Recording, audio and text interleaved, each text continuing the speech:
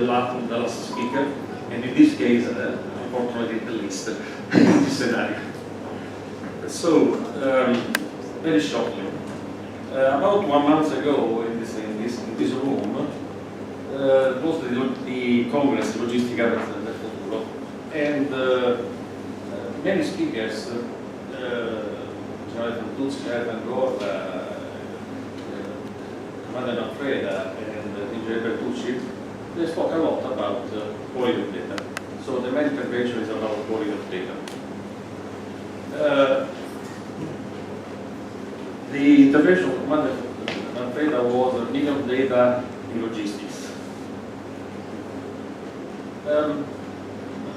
About 11 years ago, at CAST, I presented this paper, the centrality of data in maintenance. And this was presented during the final part of the meetings to explain the complex aspect of the data management. In a logistics scenario, the data have to be seen from many points of view: contractual, performance, logistic, documents, and so on. So if you want to know which is the cost of a spare after 20 years, you have to look for the atto aggiuntivo, which pertains to. So the configuration management is something very complex. And this is just to speak about life cycle management data. There are a lot of data. I don't spend more time about the contents of life cycle cost and operational availability. But I would like to speak about the span of data. So, which is the dimension of those data? Those data I used to do the cube because I'm multidimensional aspect. The first element is the time based. You have to manage the data for about 30 to 50 years, starting from the contractual aspects up to the when the system will be eliminated in some way. Elapsed 30 to 50 years. And in this scenario now becomes very critical because the change in technology went very fast during the 50 years. And so you have to manage this situation.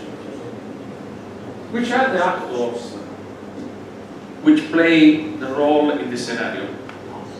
Armed forces, prime contractors, consortium integrators, and supplier. I will spend some slides about this concept.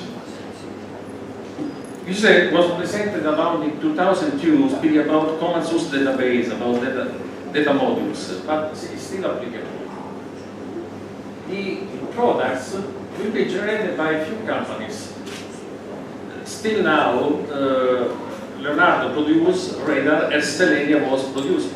So there are vertical producers, OEM producers, and the elements are all in this company that produce the manufacture itself. Then those elements will be aggregated in a project and aggregated until become a product.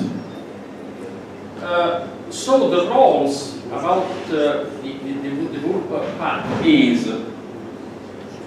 what is the fast changing in technology? The fast changing in technology is the who invent and produce new or evolve the product.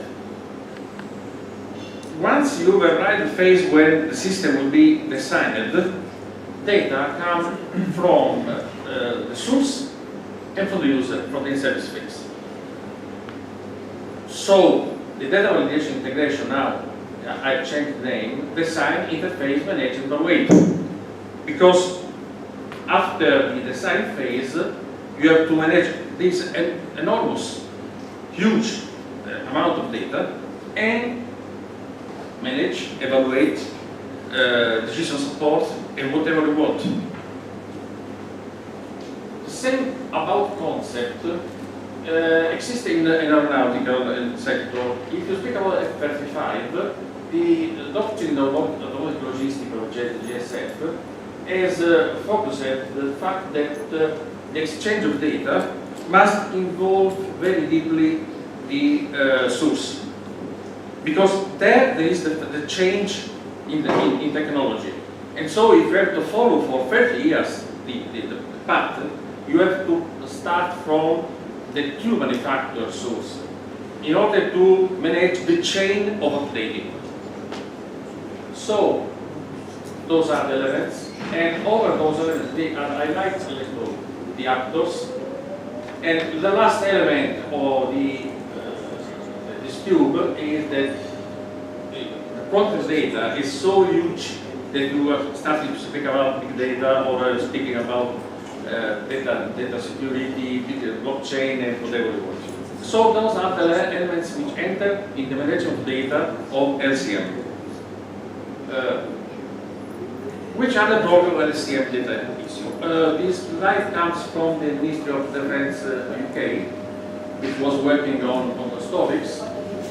Bespoke and multiple data formats, excessive point-to-point transfer mechanism, uncontrolled data included application, high cost of implementation, implicit cost for system support sustainment, lack of integration, lack of integration between the actors.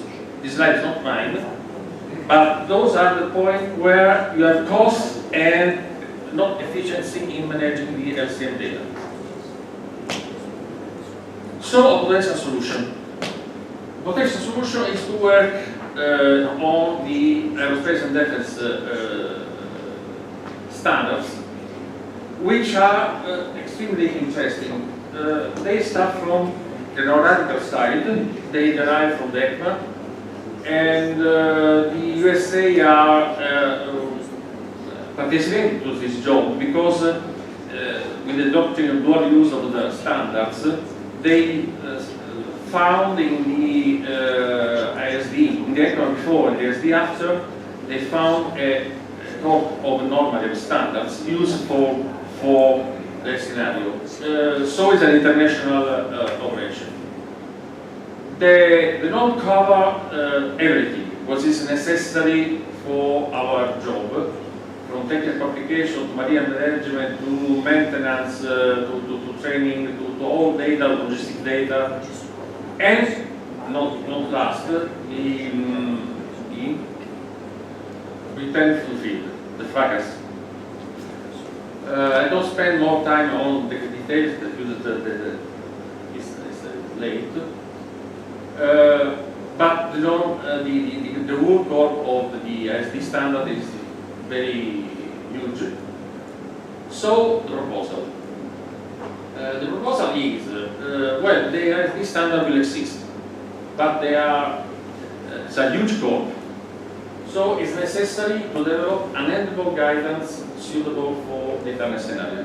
When I say endable, I mean something been done by the Navy with the ISD 1000D in 2006 to 2007, by reducing the scope and looking for design to cost scenario.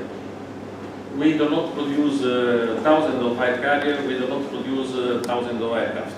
So we have to limit this scenario. We have the list, not only the last, but so few words about CETEL, because in this scenario can be opportune to say why say that. We made intelligence support engineering, 45 years in this scenario. We actually participate to now set up the NILS panel. We develop LSA and SD solutions. And we are part of the on-suite system which has been many times described in this. We are part of Federlazio, which is the association of the small and medium industries in Lazio. Personally, I am the vice president of the AeroSpace and Defense. We work a lot in academics.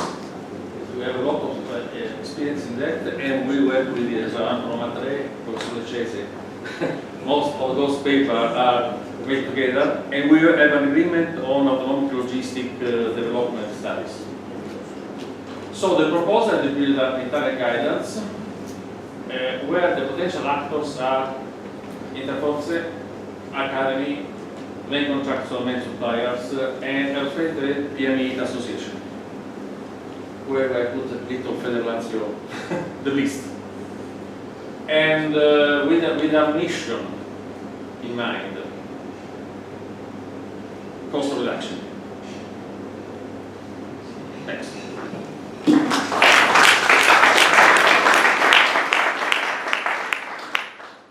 Thank you very much indeed. I would like to invite Molteni to share the round table, and also the speakers, if they are still here, please come forward.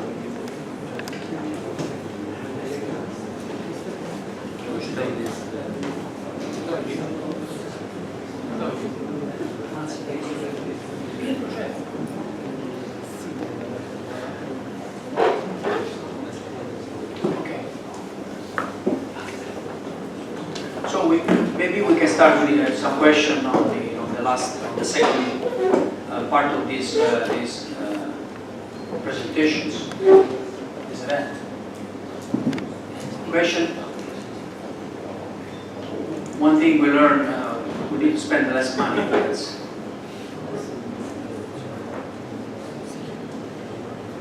Yeah, sure. The microphone.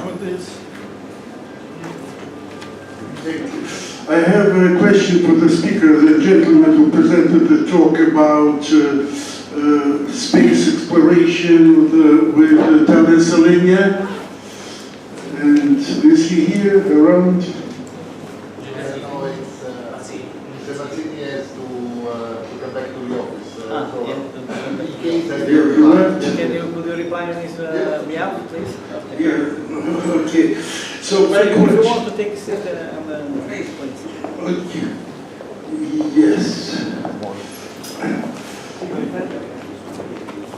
Will this gentleman who presented the talk Thales Alenia about the space? Please, on his behalf. Oh yeah, right. So my question is this. Of course, when it comes to electronic and optical equipment for space exploration, you do accelerated testing. It's clear that if you do accelerated testing on Earth's surface, the situation is different than what these devices will see in space. So how do you solve this problem? Of course you can, it's not easy, it's very costly to run the tests in space, or to run the tests still on Earth, and then to have accelerated tests distort the real life in one way or another.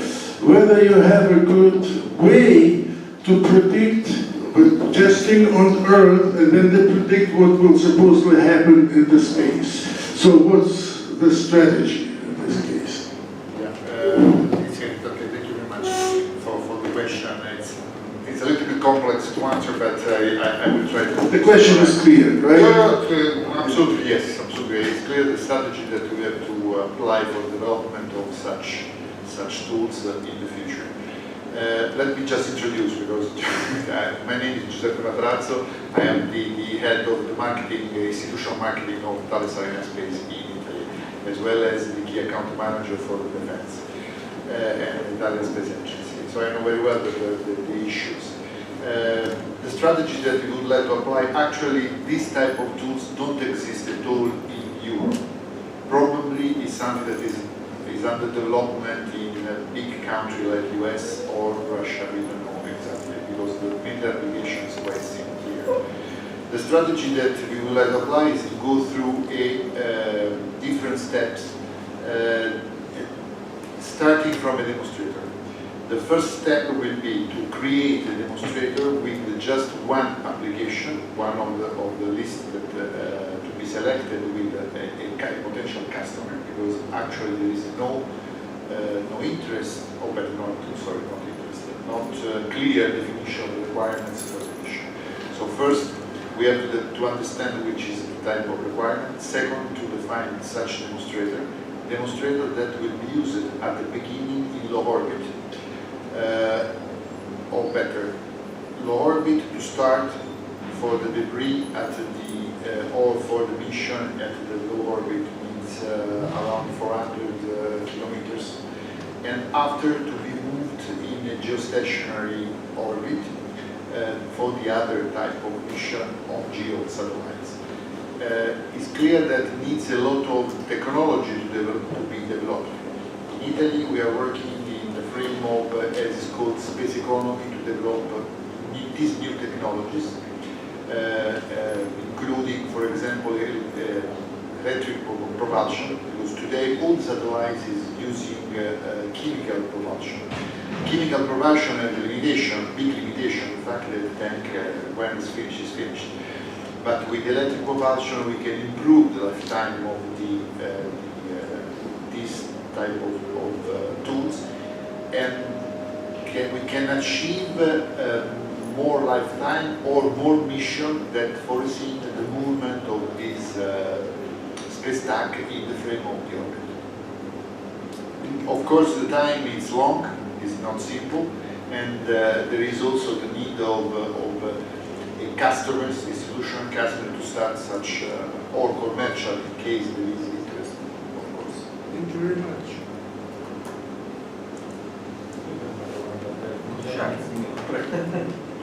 I have a question for Engineer Mazzini, but the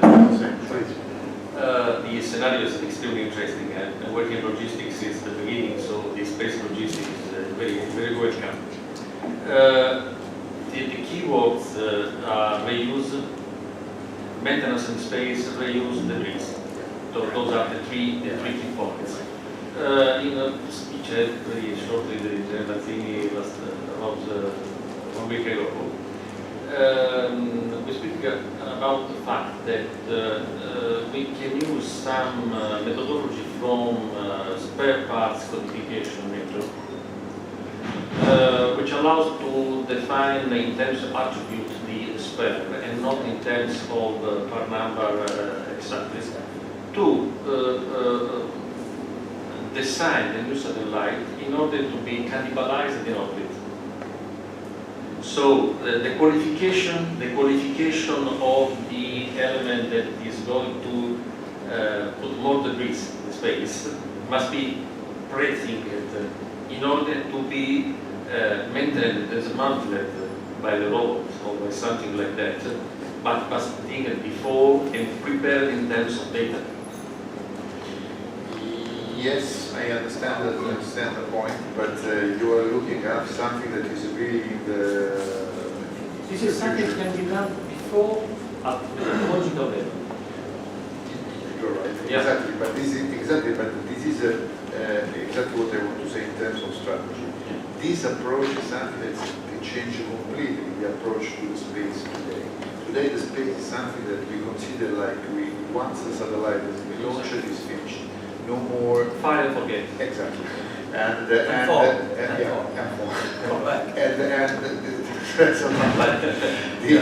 but the logic is always to create a redundancy in the elements of the satellite to extend the lifetime. It's clear that in case that once we will be able to create this new type of satellites, because it's a completely new type of satellite, we are changing and we need time to do this because the process is not so simple. I agree with you that this type of stuff will be implemented, but needs time. It's time because actually we are just at the beginning of such type of methodology, and the implementation could be to study this type of stuff could be something very interesting. In this same room, about 1 year ago, there was the cutting out. If someone remember, to study the way how to assemble the aircraft and to maintain the qualification of the spare parts, which is a similar topic around the risk. Yes. So there are many logistic topics that can enter into this vision. No, but exactly, because you have to consider that normally we use, in Europe especially, we use it's called high-red parts for the electronics. This means that special equipment, special components, electronic component is qualified for space. This qualification expires around 5 years. So it's clear that the spare parts, if we want to extend the lifetime, we need also to understand Process And so, methodology. so we have to change it completely. But just to give it a look, consider that today the only say a moment in which someone was able to modify a satellite in orbit was US with Hubble, when they make the mission, and there was but Hubble is a giant, it's a telescope, very big. So it's clear that perhaps the shuttle was able to arrive close to it and to change the electronics, but something that is one case that I know. Yes. No, but it's really interesting again, but it's a new topic on which we are starting right now to work, and we need to implement all the strategy that is have to be done. Speaking about strategy, we can listen to Giancarlo Villadei from the ESTA. Just a couple of quick comments about the satellites. I mean, in the last 10-15 years, the international law changed a little bit. So the satellites operators are supposed to have a disposal strategy. So at the end of the operational lifetime, you are supposed to decide if you have to dispose the satellites through the atmosphere or out in the graveyard orbit. And the second regarding the spare parts and the integrated logistics support, yes, it's true the first, but not the last. Well, actually, after that, it's a kind of joke, but actually something that on the daily basis it happens aboard the station. Of course, yes. So yes, of course it's not a satellite, that's the reason why, okay. Yes, It's a very complex infrastructure, but it's something that is very, very actual as a problem. Okay, so another question, please. I had a question for Mr. Mancini, but that's his fault because he made such an interesting presentation. So I'll address my question to Mr. Matrology and maybe to Lieutenant Villadei, because most of the conference you all talked about near Earth space orbit, and that's understandable, but what are the prospects of deeper space exploration and like beyond the moon? Mr. Mancini mentioned something about putting a station or a satellite in moon's orbit, but what beyond that, deeper into solar system, like tracking of unmanned space probes or early detection of asteroids that are danger to Earth. So can you comment on that? Thank you. Perhaps, yes, it's deep space. It's something that it's perhaps a little bit out of the logic of the today. Just a few comments. It's clear that say we are speaking something.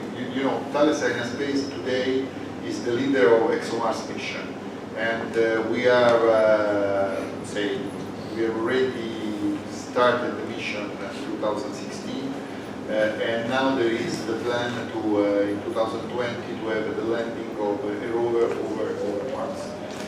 This is just the beginning of the story. When you speak about deep space, we are speaking about something that is at the European level, because only one country is possible that can do something. It's too expensive. Just to come back to what my colleague said before, it's the idea to have the space tag, so this type of new satellites, called it this way, or new ship, aeroship. It's something that have the capability to explore the solar system. This means, as you say, also the monitoring of the asteroids, but we are thinking in the future also to to the mining of the asteroids. We know that there is a lot of resources in that area, and this is something that we are looking at, but 20, 30 years at least. Yes, so this is the framework. So the type of tool that we are thinking now with the removal of debris around the Earth is something that is the starting point for first the exploration of the moon, that is the next step for ESA and for NASA, or for at least for declaration as a first step, and the second step will be Mars, third step will be the asteroids. Just thinking. And without these tools, using what is exists today, it's a little bit difficult to I hope I answered your question. I don't know if you want to add something. Yeah, just few comments. Since I'm also a member of the scientific committee of the Italian Space Agency, I fully agree about the fact that this kind of answer can be developed only at the European level, and ASI, the Italian Space Agency, is the main player in this field, and not the MOD. The Italian industry, and Thales specifically, played and will play a key role, since we have, as I mentioned in the presentation, a key enabling technology. We have done, assembled, or designed almost the 40% of the international segment of the space station.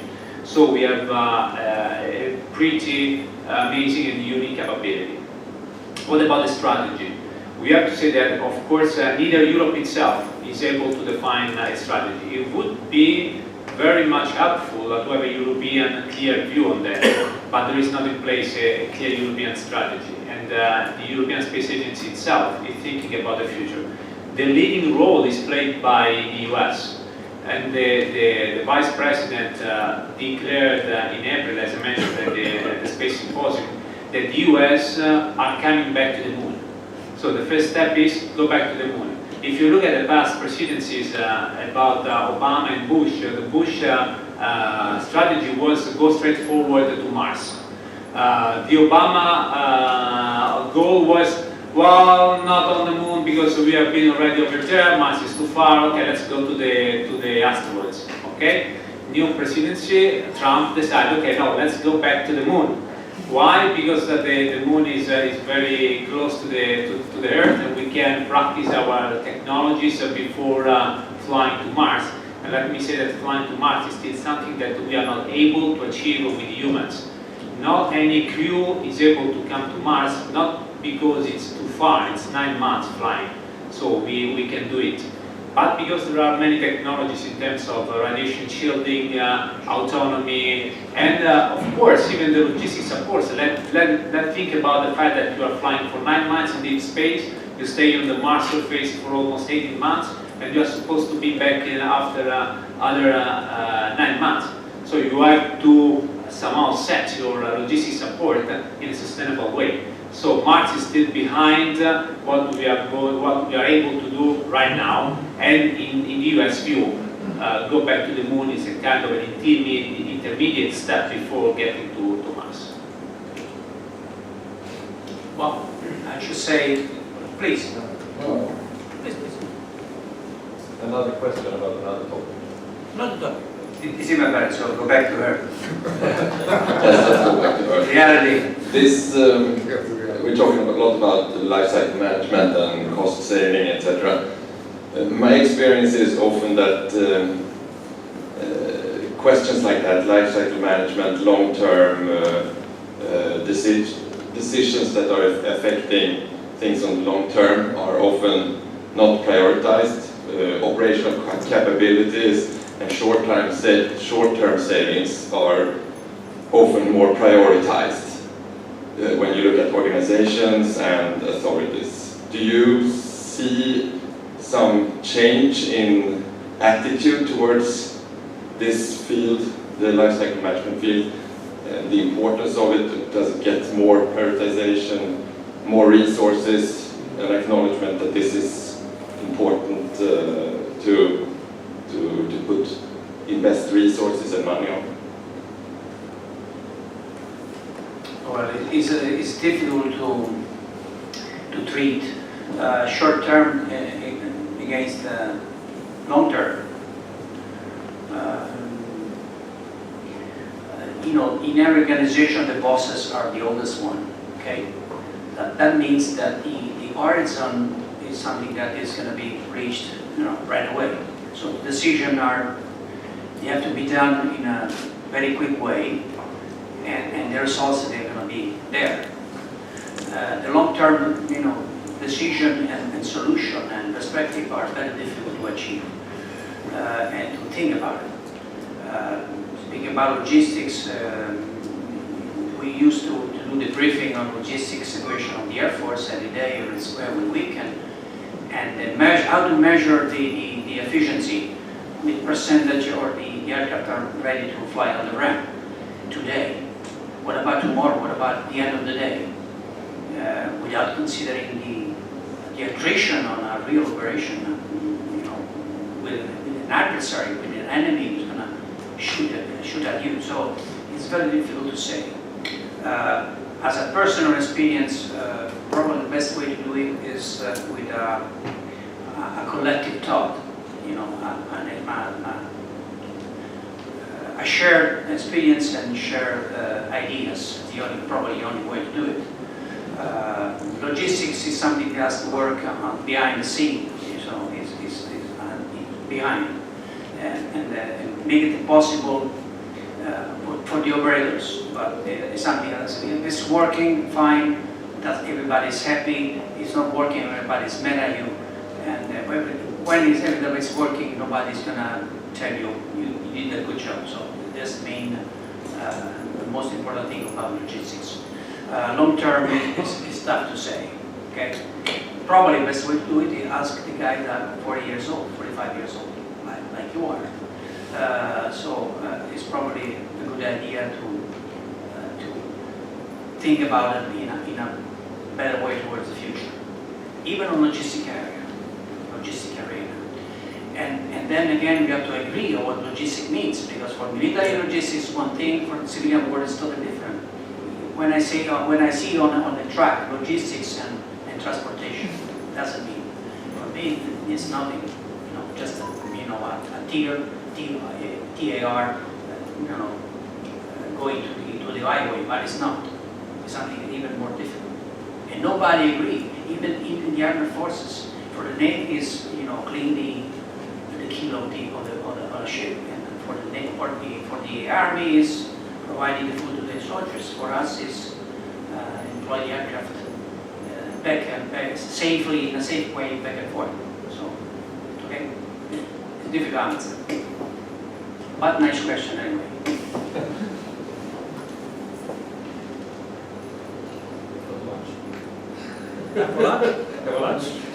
Speaking about logistics and food.